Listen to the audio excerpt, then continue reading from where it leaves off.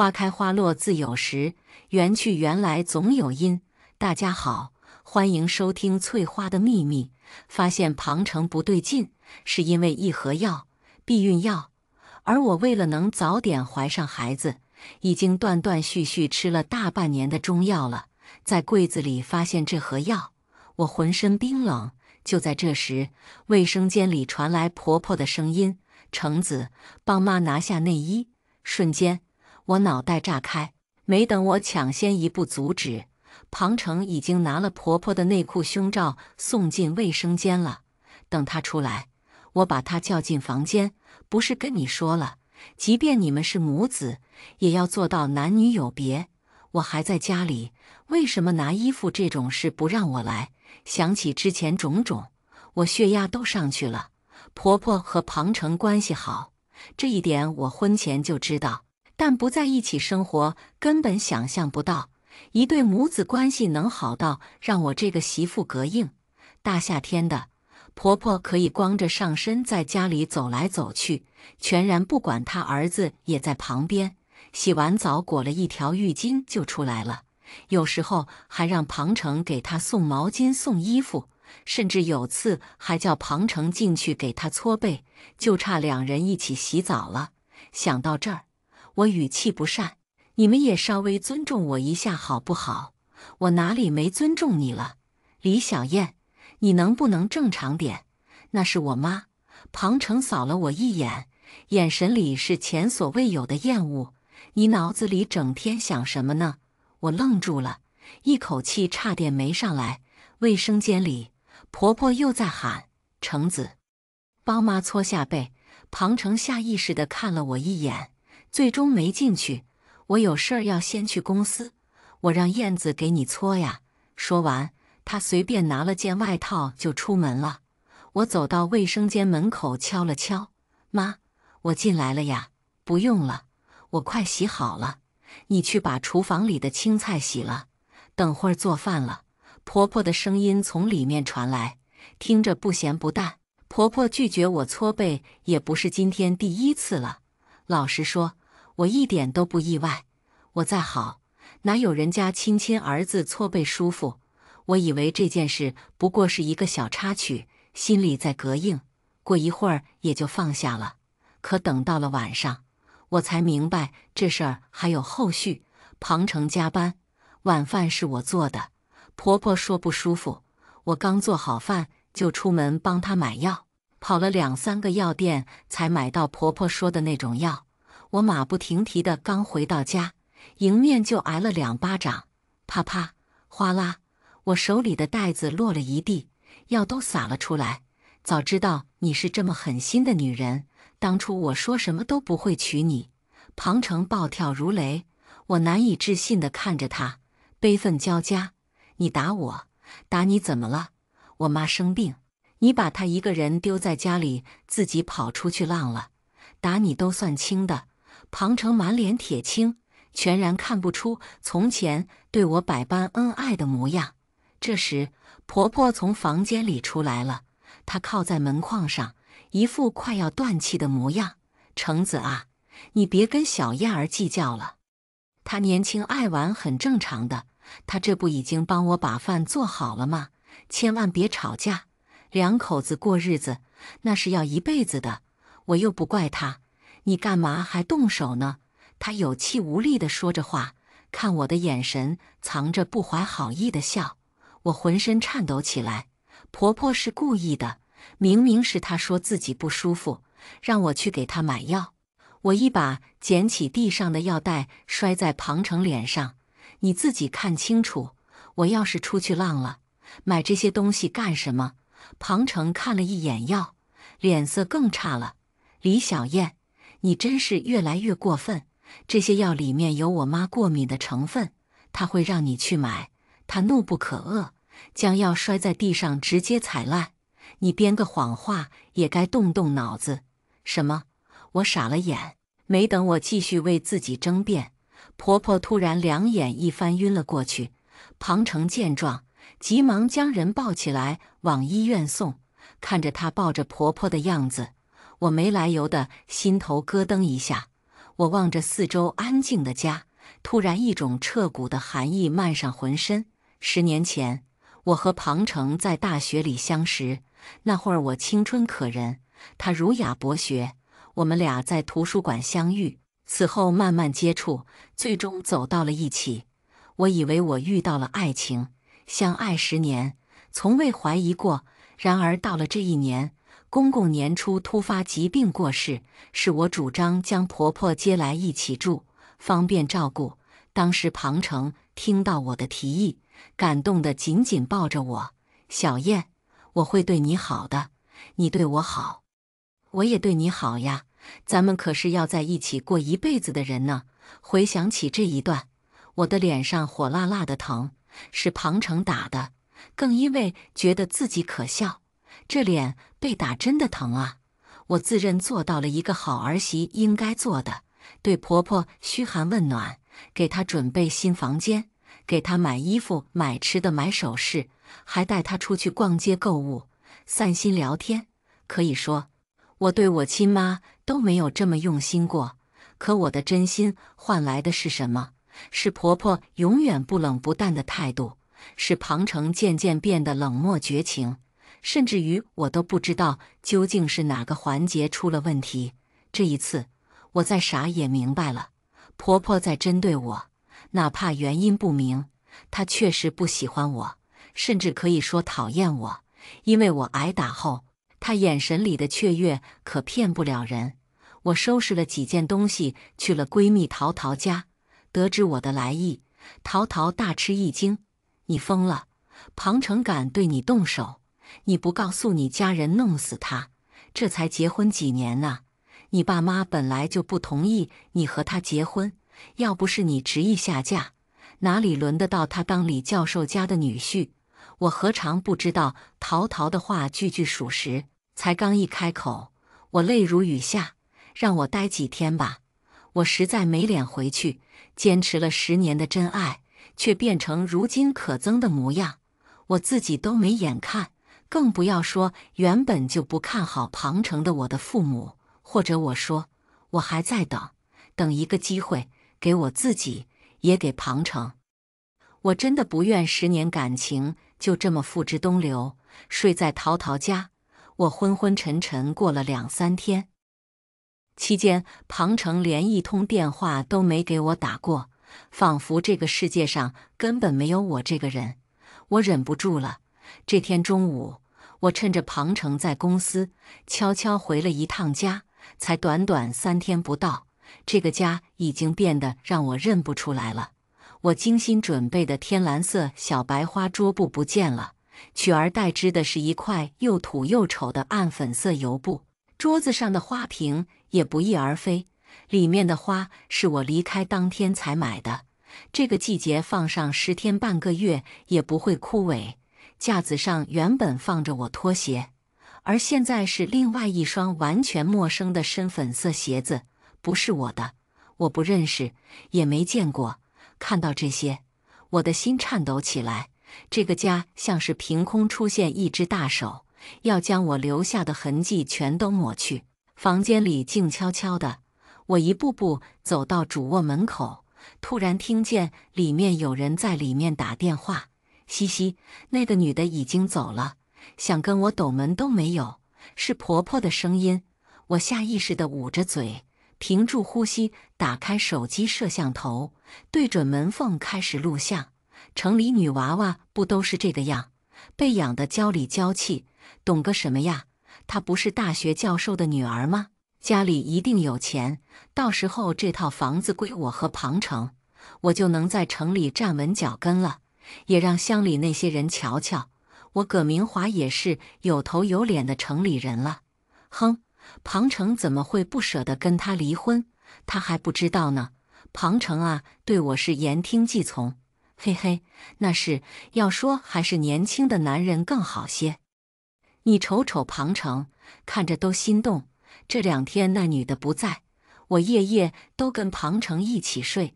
听到这话，我仿佛被一道雷劈中了，耳边咚咚直响，都是我疯狂失控的心跳声。抖着手，我轻手轻脚溜了出去，躲到小区里的花园中，冷静了好一会儿。我还是不能接受这个事实：婆婆和庞成居然有暧昧关系，他们可是母子呀！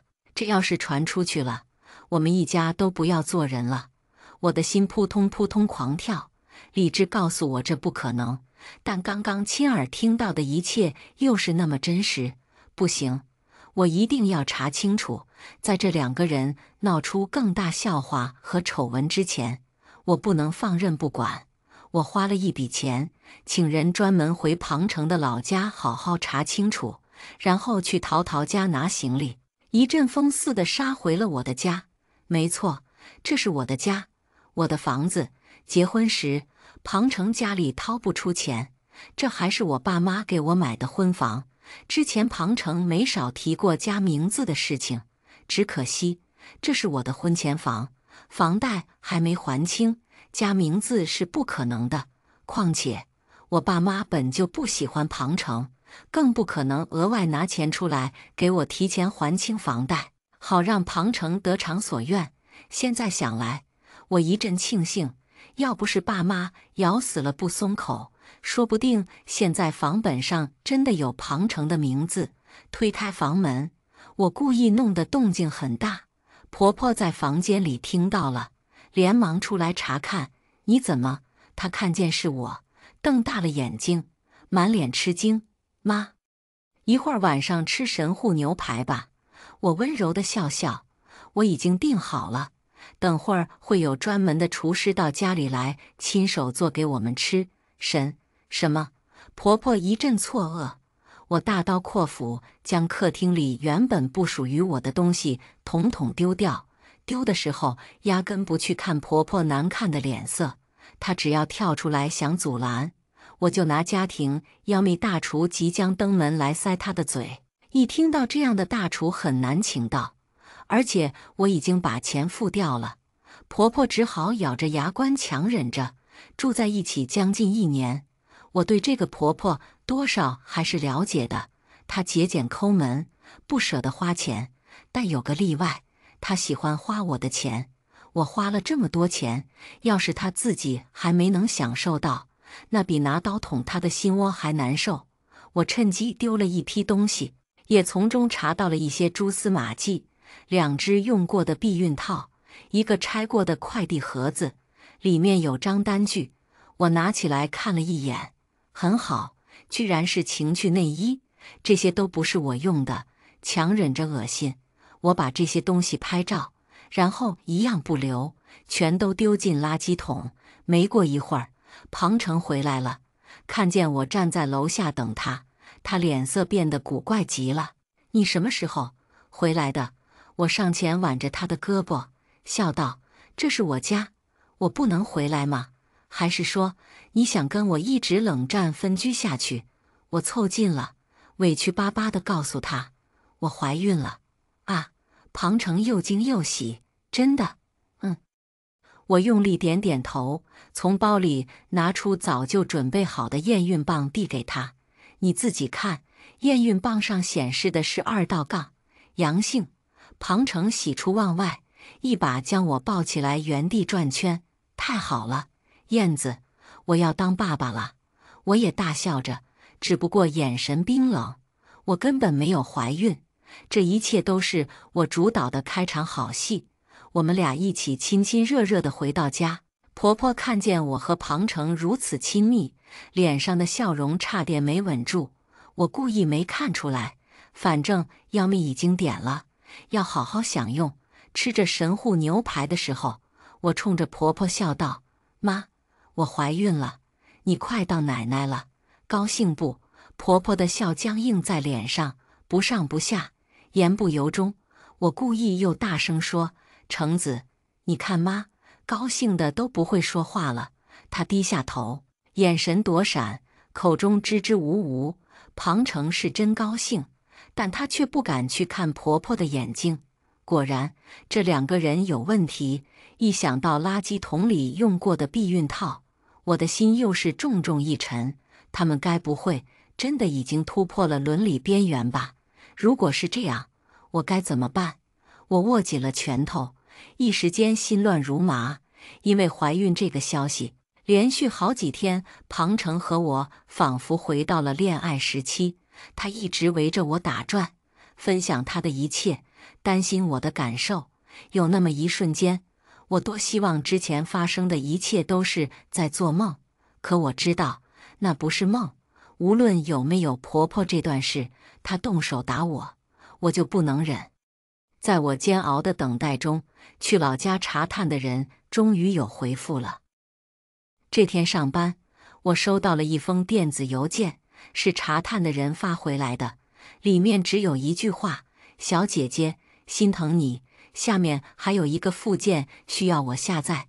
我留了个心眼，主动提出今晚加班，等到同事都走得差不多了，我才动手下载附件里的东西。解压打开一看，里面的内容让我大吃一惊。原来庞成根本不是婆婆亲生的，而他们俩远在跟我认识之前就有过一段。现在的这个婆婆名叫葛明华，是庞成去世老爹的第二任老婆。她比庞成大9岁，比庞老爹小12岁。庞成年幼的时候被父母寄养在大伯家，葛明华就住在庞大伯隔壁，两人早就认识了。只不过因为年龄差距较大，那个时候的庞成只把葛明华当成姐姐。农村姑娘结婚早，葛明华19岁就嫁去隔壁村，可惜结婚3年未满，丈夫就病死了。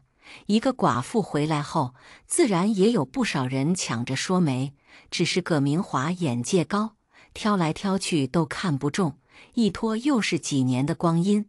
而那时庞成17、18岁，正是半大的小伙子，谁也不知道，就在葛明华待在家里的这段时间，他们俩竟然产生了情愫。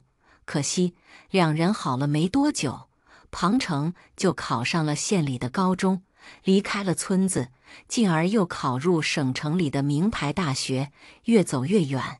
这一走，他和葛明华的这桩往事也就埋入深渊，更没有什么人知道了。外面的大千世界多精彩，葛明华长得再标致，也只是个嫁过人的农村女人，哪里比得上我这么一个水灵白皙的城里女孩？我父母都是高知，外祖是富商，爷爷奶奶都是名医，这样的家庭里出来的女孩子，谁见了不心动？我和葛明华之间怎么选，根本不用思考。庞成是他们村子里难得的大学生，要他大学毕业后回去娶一个比他大将近10岁的寡妇，他也丢不起这个人。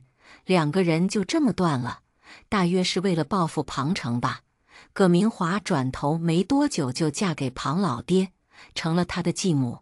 看到这里，我又想笑，又觉得无比恶心。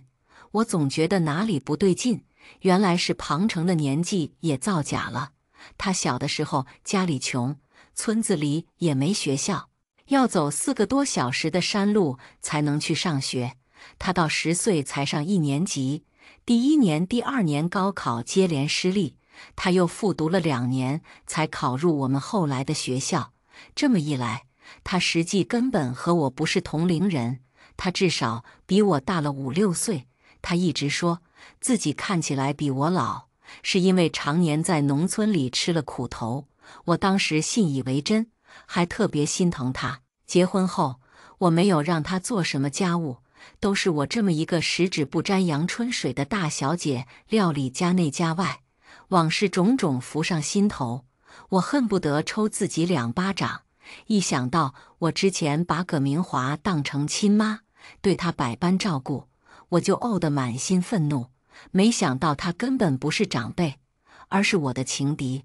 再想到他们俩在卫生间里一起洗澡搓背，我眼前一黑，巨大的羞愤差点将我吞没，一阵难忍的恶心涌上心头。我趴在办公桌上干呕不止。我没把这事儿告诉任何人，没脸提，知道的人越少越好，这样才能把伤害和损失降低到最小。收好这些资料，我一时间不知所措。婚是肯定要离的，但怎么离是个问题。我更想让这对不要脸的人付出代价。凭什么要将我的人生连根拔起？凭什么浪费我10年的时间，还毁了我对婚姻、爱情、家庭的无限想象？我想要的很多吗？我不过是想好好生活，过平凡幸福的小日子。这也有错？回到家，葛明华坐在沙发上吃橘子，庞成靠在他旁边，正在给他一半一半往嘴里喂。我差点没吐出来，刚觉得恶心，人就真的呕了2下。庞成见状，赶忙过来抱着我，帮我不断拍着后背。你没事吧？我强忍着恶心，别过头，装作浑身无力的样子。我也不知道咋了，闻不得橘子的味道，要不你让他去阳台吃吧。是的，我连妈都不想喊了。这个女人哪里配得上这样的称呼？葛明华瞪大了眼睛，不就怀个孕？是个女人都会怀孕的，你装什么装呀？别吃了！庞成见我难受得很，冲着葛明华大吼一声：“都吃了1个下午了，当心撑坏肚子！”然后我看到葛明华愤怒的眼神，他敢在这儿和庞成撕破脸吗？显然不敢。他抹着眼泪躲进了厨房，把客厅留给我和庞成。可我不想和庞成单独相处，跟这个男人在一起的每一分每一秒都令我无比窒息。于是我说，我还有个设计图要画，这段日子我先睡书房，省得打扰你休息。燕子，干嘛这么拼？你现在怀孕了，更要好好顾着身体。庞成皱眉，似乎不赞同我这个决定。就是怀孕了，所以更要努力呀。我想在孩子出生之前多攒点钱，这样你负担也轻一点。等我爸妈来了，他们不也能对你好些？说到这儿，我干脆又添了一把柴。要是能让他们早点同意房本上写你的名字，不就更好了？你说是吧？这话成功让庞成心动了。我这套婚房面积大，地段好，装修豪华，庞成惦记好久了。听我这么说，他没有再阻拦。好吧，那你可要照顾好自己，千万别累着。我会的。我故意笑得温柔。得知我和庞成分居，葛明华高兴坏了，他特地给我做了2顿饭表达关心。可惜我孕反严重，一口没吃。我悄悄给各个房间都装上了监控，庞成和葛明华都不知道。我就是要这样，给他们来一个彻底的爆炸。意外还是来了。1周后，我发现自己真的怀孕了。从医院出来，我整个人都懵的。这个孩子来得太不是时候了。如果再早2个月，我一定会高兴地把这个消息宣扬给全世界知道。和庞成结婚到现在，我肚子空空，一点动静都没有。我多想生个和他骨血相连的爱情结晶，只可惜却在这个节骨眼上，家里的事情还没处理好，庞成和葛明华的关系还是一团乱麻。我怎么能在这个时候真的怀孕呢？对于这个孩子的去留，我还没想清楚。很快，家里的监控让我发现了一个令人错愕的真相：葛明华竟然给我的水杯里下药。我看见他偷偷摸摸溜进书房，在我喝水的杯子里放了一小包药粉。很显然，我已经喝过那个杯子里的水了。而监控上显示的日期，他就是昨天晚上下的手。难怪我今天一直觉得有些不舒服，还以为是孕早期不适应。意识到这一点，我浑身冰凉，赶紧再次去医院。还在排队挂号，我就觉得肚子疼得不像话，有什么湿漉漉的东西流了下来。我出现了流产的征兆。明明2天前孕检时，我还一切正常，都是因为喝了葛明华动了手脚的水。难不成那里面是流产的药？有了这个想法，我立马着手去查。跟我想的一样，我的身体里真的有流产药物的痕迹。我自己没有吃过，唯一的可能就是葛明华了。他不想让我生下这个孩子，甚至不惜让我流产。一个机灵，我想起了之前在抽屉里发现的避孕药，那一定也是葛明华放的。他从一开始就不想让我好好过。我咬着牙选择了流产。这个孩子我不能要，我和庞成绝不能再有任何牵连。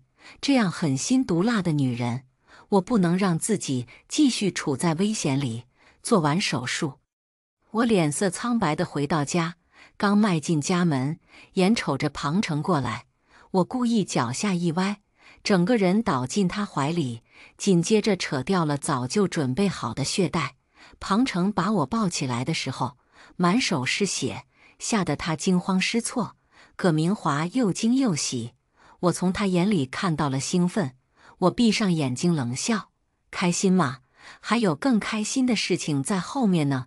我流产了。庞成伤心不已。我知道他不是心疼我，是心疼那个孩子，或者说他太想要个儿子了。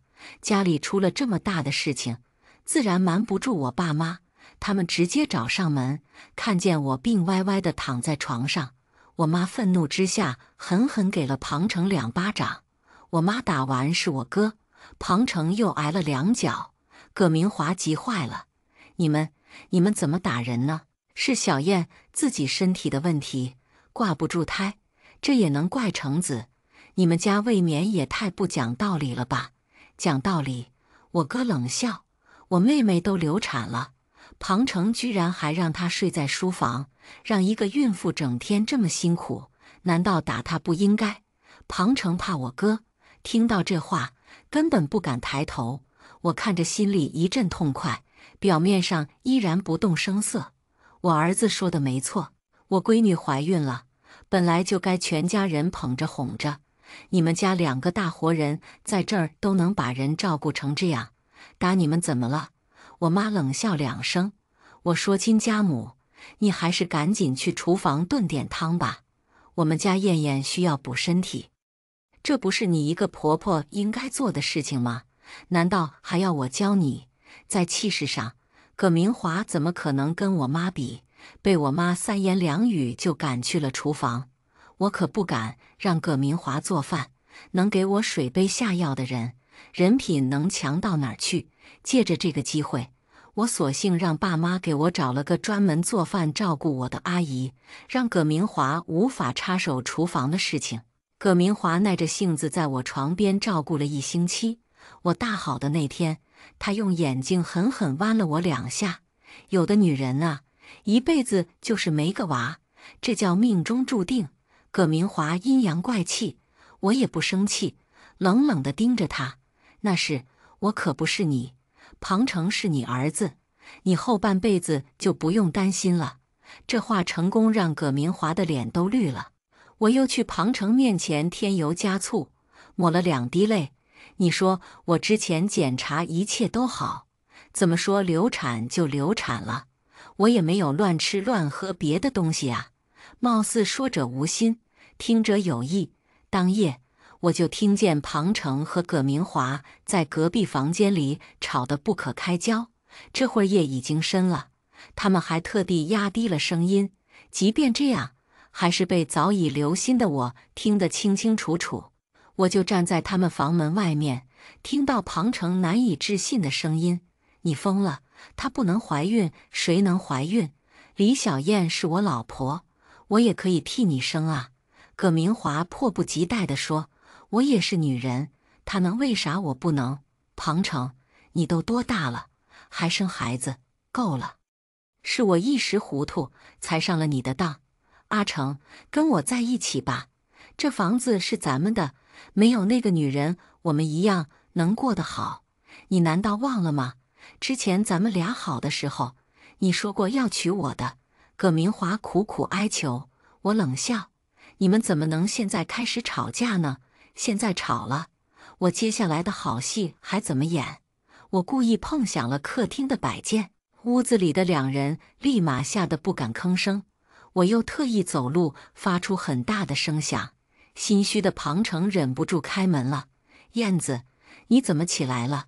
有点口渴，我喊你了，你都没理我。我委屈巴巴地望着他：我来。庞成忙不迭从我手里接过水杯。你和妈在吵什么呢？我忍住恶心，语气和往常一样。你们是母子俩，有啥矛盾不能好好说？妈年纪大了，你要让着她一点。庞成心不在焉地应着，根本不敢对上我的视线。我越温柔，葛明华就越焦躁。这种见不得光的丑事，庞成怎么敢将其曝光？他只能继续忍着，再忍着。其实内心对葛明华早已没有最初的温柔和缠绵了。这些变化我都看在眼里。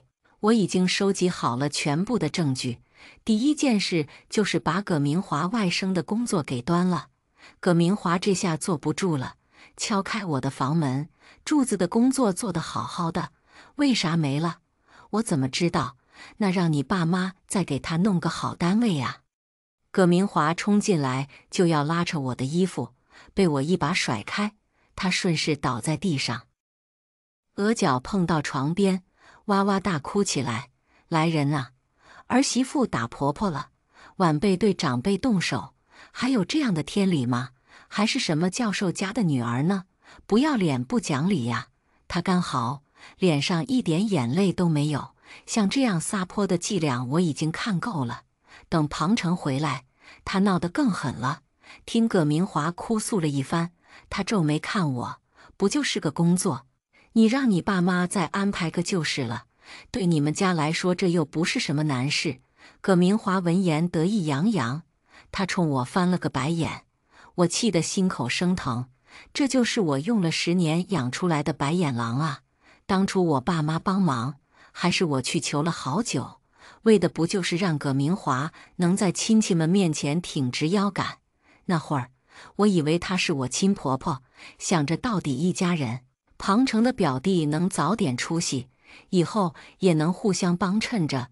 没想到我们家这么费尽心力，换来的却是这样的对待。我冷笑着对葛明华说：“你外甥工作的时候偷工减料，被人家当场抓住，要不是看在我爸妈的面子上，这会儿已经送到派出所了。”他喉间咕咚一声，低下头去。我又看着庞成：“你要是觉得这样不够，我拉着你去说情好了。反正我爸妈是觉得丢人，绝对不可能再去第2次。哎，到底是你亲妈的外甥，你也不能看着不管。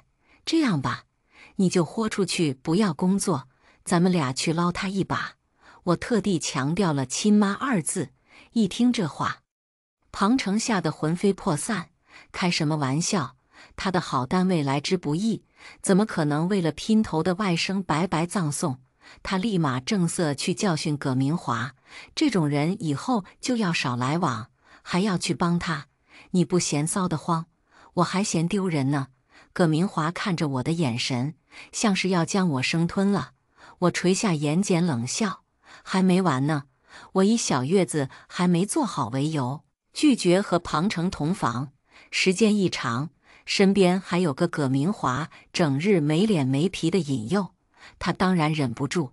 这天，我终于等到机会，庞成借口加班不回来吃饭，葛明华也说要出去跳广场舞，但我看他仔细梳妆打扮，还换了一条时髦漂亮的裙子，我就猜到情况不对。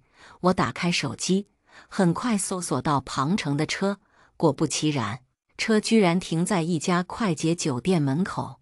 这家快捷酒店距离我们家很远，看样子这对狗男女为了私会是迫不及待了。我又登录邮箱，查到了庞成的订房信息。看到这些，我的心一阵阵愤怒的疼。估摸着时间差不多了，我给派出所打了通电话：“喂，您好，我要举报卖淫嫖娼。”做完这一切，我继续忙碌于分析财产和换工作。我要走，就要走得干干净净，绝不给庞成再次找到我的机会。我也不会给庞成留1毛钱，哪怕婚内他该得的，我也不会留给他。别怪我心狠，要怪就怪这对狗男女毫无廉耻下线。忙完后，我就上床睡觉了。合眼之前，我故意把手机调整为静音，到了第二天早上，我手机上一堆未接，我不慌不忙收拾好，吃了早餐，电话终于又进来了。喂，你好，哪位？我慢条斯理地问，请问是庞成的妻子李小燕吗？我们这里是江南区派出所，从派出所领回了庞成和葛明华。我早已酝酿好了情绪，回到家，大门紧锁，庞成冲着我扑通一下跪在地上，左右开弓，给了自己狠狠2巴掌。燕子，我不是东西，你打我吧，你狠狠打我吧！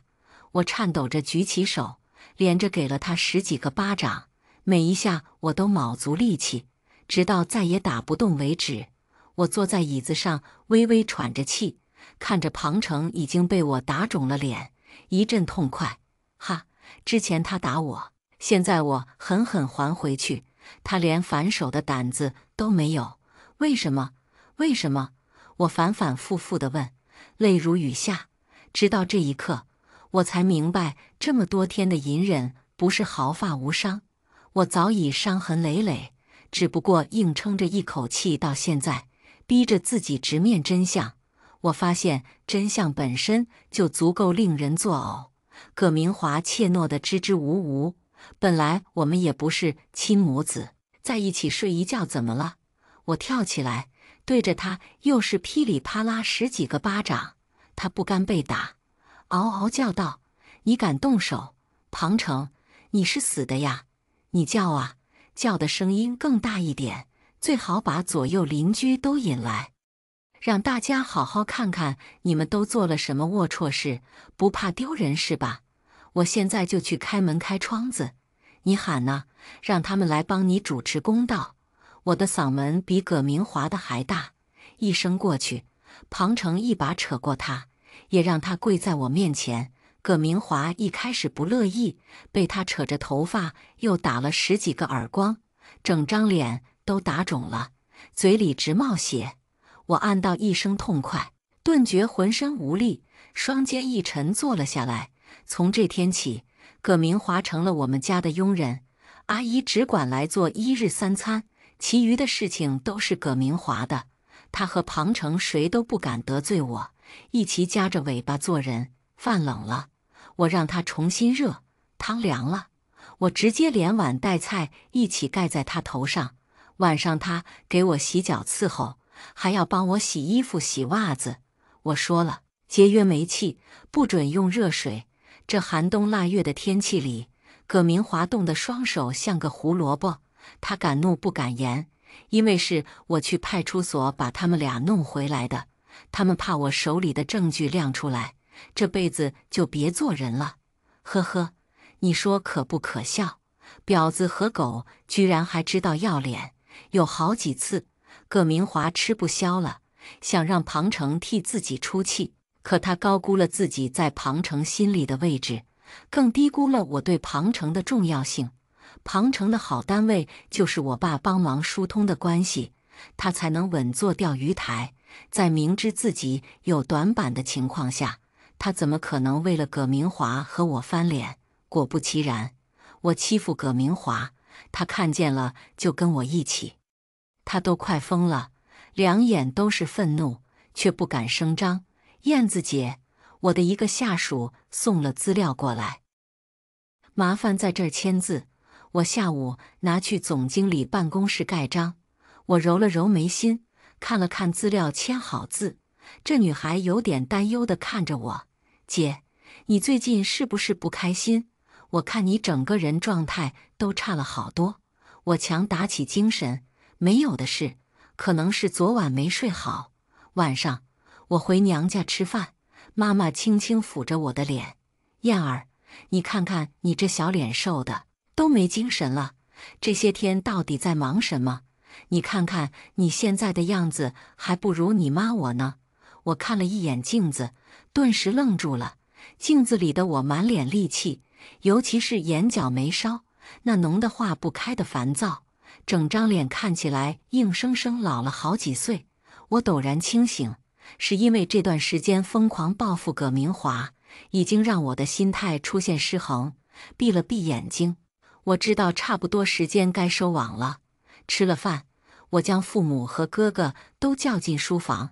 这么大的事情我瞒不住，与其闹出来他们最后才知道，不如现在自己坦白。听了我的话，我爸妈都被气懵了。我哥忍无可忍，操！庞成把我们一家子当什么？当傻 X 吗？敢这么愚弄我妹妹，耍我们一家人，我要弄死他不可！哥，我一把拉住他，我已经错了一次，不能再把你拉下水。什么叫拉下水？我为了我妹妹出气，欺负你就是欺负我们全家人。我哥还是火冒三丈，但是为了2个垃圾，犯不着。再说了，这半个月来我已经打得够多了。我自嘲地笑笑，我有办法解决，只要哥帮我一个小忙。从书房出来，我们一家人都沉住了气。我赶回家，路上时心血来潮，用手机调开家里监控，果然听见庞成和葛明华在说话。这个李小燕也太过分了，你瞧瞧这半个月我被折磨成什么样子了。葛明华窝在他怀里痛哭，庞成抱着他不住安慰。是啊，他现在动起手来简直不是人。我冷笑，被狗男女骂不是人，这滋味真是新鲜了。这么下去，日子什么时候是个头啊？我们是错了，但他这样是不是也太过分了？我一个女人就算了，一辈子在他脚边伏低做小，可你是个男人，你要这样被他拿捏到死。葛明华的话显然打动了庞成，我看到他脸色大动。你说的没错，可我们有把柄在他手里，干脆一不做二不休，弄死他得了。葛明华脸上的狠厉吓了我一跳。庞成断然拒绝了他的提议，但明显他没有真的放弃这种可能。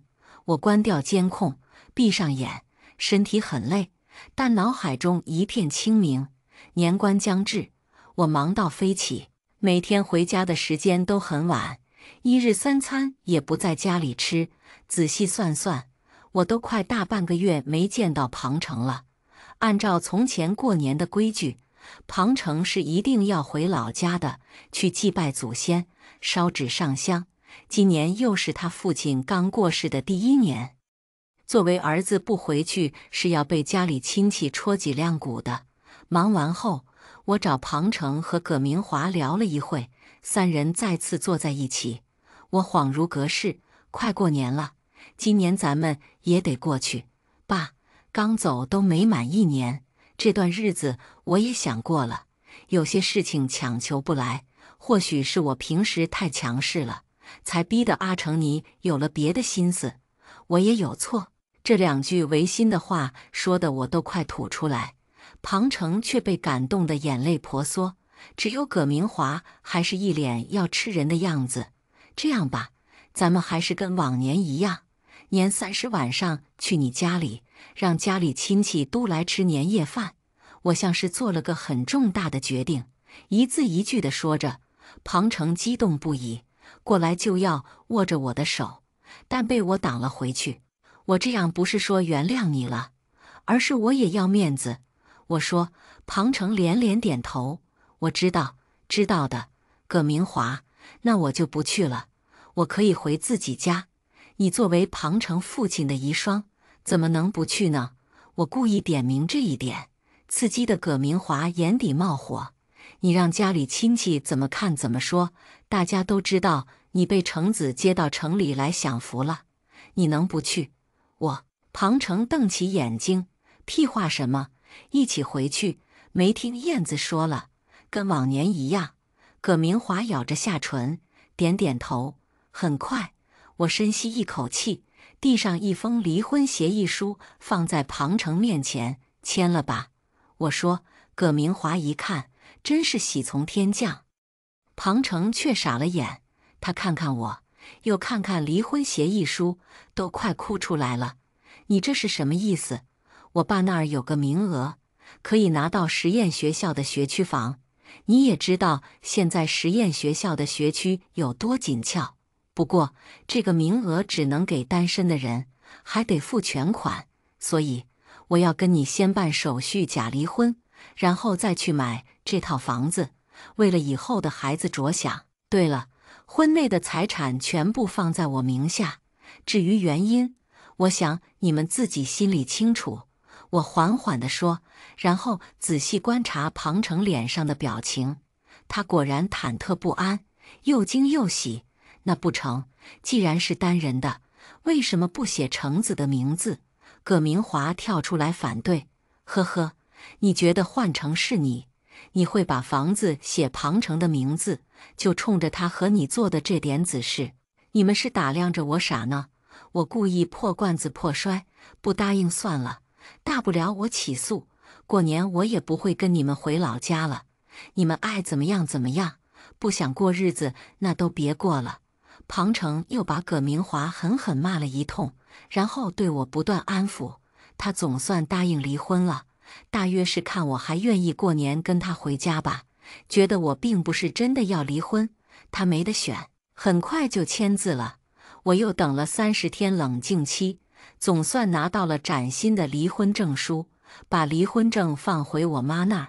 我回到家里收拾行装，准备和庞程回老家。他们不知道的是，我们这边前脚出门，他们的东西就后脚被丢了出去。这是我和我爸妈一起商量好的。我开着新买的车出现在庞程与葛明华眼前，看着奢华的车标，他的眼睛都直了。我们开着这辆车回了他老家，还没下车，庞程就受到一群亲戚的簇拥。程子真是出息了呀，这么好的车都买了，哟，真漂亮。等会儿程子开车带我们去兜兜风呗，刚好过年我们一家子要去山上烧香还愿呢，有车了真方便。庞程被捧得乐飘飘，整个人都快飞起来了。我呢，一样配合，就跟往常一样。一回到这儿，葛明华就摇身一变成了长辈，对我各种呼来喝去，让我帮忙摘菜洗菜打下手。我懂，他是想将之前的账都算回来。他大概以为我当着这么多人的面不好意思闹开，于是越来越过分。庞程跟一群人赖在牌桌上下不来，他根本不管这里的事情。我嘴角挂着冷笑，好啊，再让你们快活几小时，一顿丰盛的年夜饭做好了。所有人挤挤一堂，足足摆了3桌饭菜。葛明华就像女主人一样招呼着亲戚们。堂屋里摆着一台大电视，这是我特地提醒庞程给家里买的新年礼物，足足75寸宽屏电视，挂在一面墙上，气派又华丽。别说今晚在这儿吃饭的亲戚们了，就连左邻右舍都忍不住跑过来看，眼底的羡慕根本止不住。我先在厨房垫了垫肚子，看着时间差不多了，先给我哥发了条信息，然后转身走进堂屋里，端起一杯酒。这一年我过得挺不容易的，我想庞程也一样。1年下来，我们还能聚在一起，不得不说这是缘分。我举着酒杯，笑道：“我敬各位长辈。”庞程见我这么会说话，早就开心坏了。我冷冷凝视着他：“庞程，我们俩认识10年了，结婚4年，我对你怎么样，你比任何人都清楚，称得上掏心掏肺也不为过吧？”庞程感慨：“燕子，夫妻就不说这些见外的话了。大过年的，是啊，大过年的，我准备了一些惊喜给大家，大家慢慢看吧。”说着，我点开电视里早就准备好的视频，只见大屏幕一亮，出现的是一段我们家里的监控画面。只见庞程和葛明华抱着吻在一起，从客厅沙发一直到主卧，然后在房间里发出令人遐想无限的声音。没错，我买的监控都是高级货，声音都能完全录下来。程子，快点快点，给我！老贱货，这个年纪了还这么饥渴，老头之前满足不了你，你爸有什么用啊？哪有你好？紧接着又是一阵吻在一起的啧啧声，我哈哈大笑，眼泪都笑出来了。一屋子叔伯长辈都震惊无比。葛明华最先反应过来，抢着要关掉电视，可惜遥控器早就被我抢先一步藏起来。庞成愣在原地傻了眼，显然是没想到还有这么一出。他疯了一样朝我扑过来，贱货，你敢玩我！咣当一声，大门被踹开，我哥到了。庞成哪里是我哥的对手？况且他也不是一个人来的，我哥带了一圈他公司里的保镖，一个个5大3粗，人高马大的，足足有15个人。他们将我护在后面，把我哥和庞成隔开。所有人眼睁睁看着庞成被我哥狠狠揍了一顿。你给我听清楚，小子，这就是你伤害我妹妹的下场！我哥拍着庞成已经肿了的脸警告，再想出幺蛾子，我就把你们这些光荣事迹发给每一个认识你的人，明白吗？庞成吓得尿了裤子。我和我哥离开，坐在车里，我终于忍不住落泪，不是不舍，而是太痛快了。为了这一刻，我忍了这么久，总算得偿所愿。别哭啊，妹子，听哥的话，好男人多的是，咱们慢慢再找。我哥像小时候那样，狠狠揉了揉我的脑袋。这时，保镖汇报：李先生，后面好像有人在追咱们的车。我从后视镜看了一眼，发现竟然是葛明华。他的2条腿可比不上4个轮子，怎么可能追得上？我看着他，嘴里不知叫骂着什么，突然摔了一跤，翻进了旁边的田埂里，收回视线。我深吸一口气，你说的对，咱慢慢再找。尾声，我在去庞成老家之前就准备好了所有手续，辞职、换工作、换房子，所有事情都办得妥妥当当。过了年，我就开始迎接自己全新的人生。原先的房子被我妈卖掉了，这回我买了一套单人公寓自己住，剩下的钱拿去搞投资。这样一边工作赚着薪水，一边还有外快入账，真心美滋滋。那工作我本来就不想要了，要不是为了照顾庞成，我也不会选那份工作。现在的职位、薪水我都很满意，工作内容也让我十分惊喜。做了半年，我就被上司在公开的大会上表扬了2次，但我爸妈却着急了，因为我年纪不小了，被庞成蹉跎了10年，现在也迈入了奔3的年纪，他们急着让我成家。我也不像年轻时那么抗拒，答应了家里的相亲。这次相亲很特别，我是出差去另外一个城市，刚好这个相亲对象也在这个城市开会，我们都是很忙的人，决定赶巧碰一面。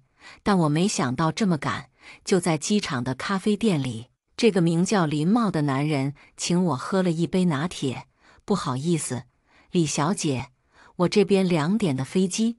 他很有礼貌，也很谦和，说话时不卑不亢。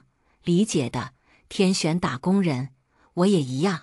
林茂没想到我会这么风趣，他大概以为我会生气，耸了耸肩笑道：这顿先欠着，等我回去了专程再请你吃晚餐，先聊一会儿吧，万一不合适，你也能省顿饭钱。我笑了笑，林茂被我逗乐了。一个拿着公文包的大总裁范的男人，居然在机场里笑得合不拢嘴。我们聊了短短半小时，却意外的投机。林茂和我交换了联系方式，我刚要转身，突然不远处一个人影盯着我，我下意识地看过去，是庞成。